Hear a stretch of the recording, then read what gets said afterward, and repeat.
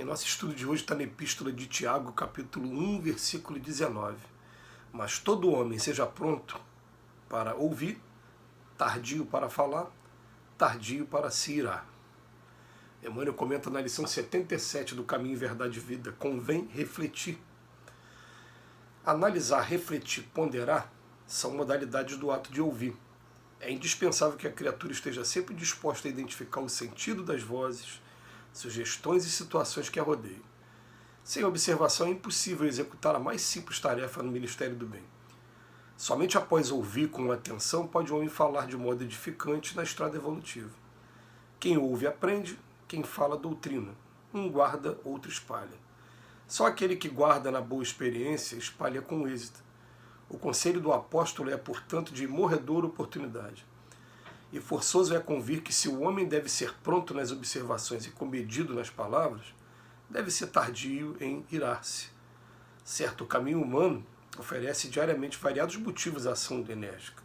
Entretanto, sempre que possível é útil adiar a expressão colérica para o dia seguinte, porquanto, por vezes, surge a ocasião de exames mais sensatos e a razão da ira desaparece. Tenhamos em mente que todo homem nasce para exercer uma função definida. Ouvindo sempre, pode estar certo de que atingirá serenamente os fins a que se destina, mas falando é possível que abandone o esforço ao meio e irando-se provavelmente não realizará coisa alguma. Então, Emmanuel hoje pega um texto escrito na carta de Tiago, que Tiago ele coloca uma sequência. Fala, primeiro ouvir, depois falar, evitando irar-se.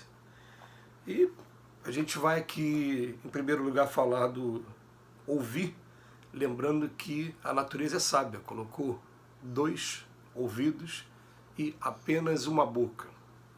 Por quê? Por conta da necessidade que a gente tem, todos nós aqui na Terra, de aprender, em primeiro lugar, ouvir. Mas a atitude, a característica, né, da pessoa que ouve, ela é uma característica que dá uma qualidade a mais, principalmente porque a gente está acostumado a ter o contato com diversas situações emocionais diferentes dos seres humanos que convivem com a gente ao longo do dia, e quanto mais a gente aprende a controlar o primeiro impulso de falar, né, mais a gente vai dando oportunidade até terapêutica para as pessoas. Ontem mesmo, né, passamos por uma situação, né, de uma pessoa que muito calada, muito fechada, que de repente resolveu desabafar, e conforme foi desabafando até chorou e falou e falou e falou, e a gente só empresta o ouvido. E quando aquela pessoa saiu de perto, a única coisa que ela ganhou foi um abraço e ela saiu leve, saiu muito à vontade. Eu falei, meu Deus, é simples, é só você se calar, não emitir opinião. Tem hora que você até tem as nossas opiniões, mas segura um pouquinho a opinião e deixa a pessoa desabafar, deixa a pessoa ter também o seu momento de colocar para fora aquele peso que está atrapalhando a vida. Então, no primeiro momento, ouvir bastante, para que a gente possa estar meditando, inclusive ouvir, procurando analisar o que a pessoa, não só o que a pessoa está falando, mas o que ele bota aqui, ó, o sentido das vozes, sugestões e situações que a rodeiam. Às vezes a pessoa está num momento emocional, está estressado, então está cuspindo marimbondo, e a gente fica calado e espera aquilo ali passar e fica pensando, quando eu fico estressado também, olha como é que eu cuspo marimbondo também. Né? Então é bom a gente começar a aprender a respeitar e tentar ajudar as pessoas também, as outras pessoas. Outro ponto, falar. Ele vem falando para a gente, né? Quanto mais a gente ouve, a gente aprende a falar melhor. Agora, quem ouve aprende, quem fala doutrina.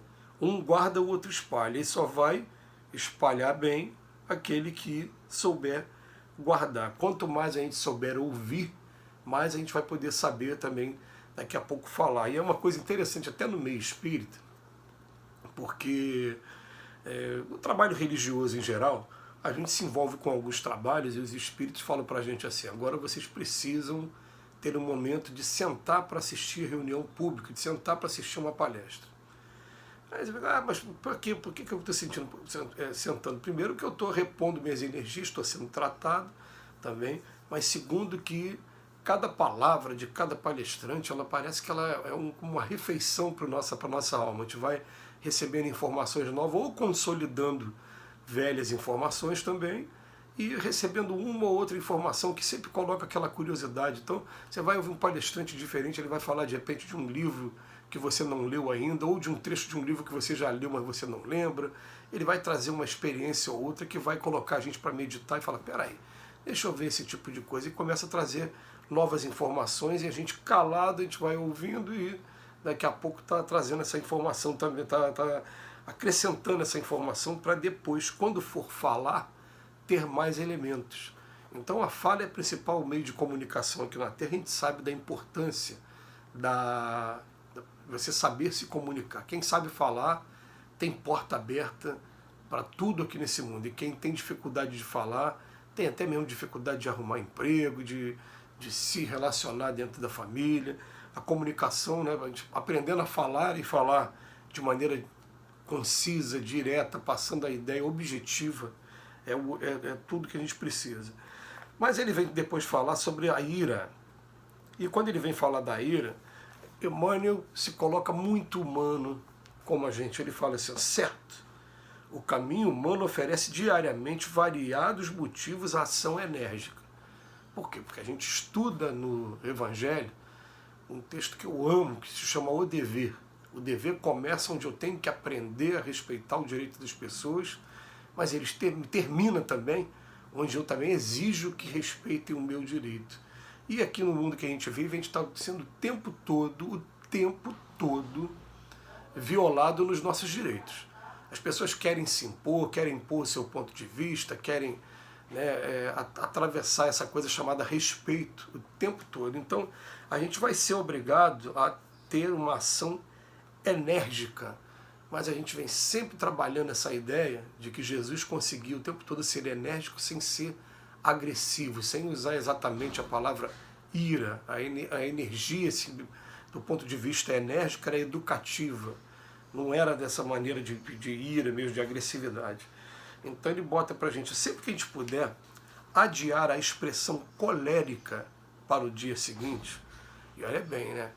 Jesus ele adia indefinidamente a expressão colérica, ele não precisa mais usar a expressão colérica.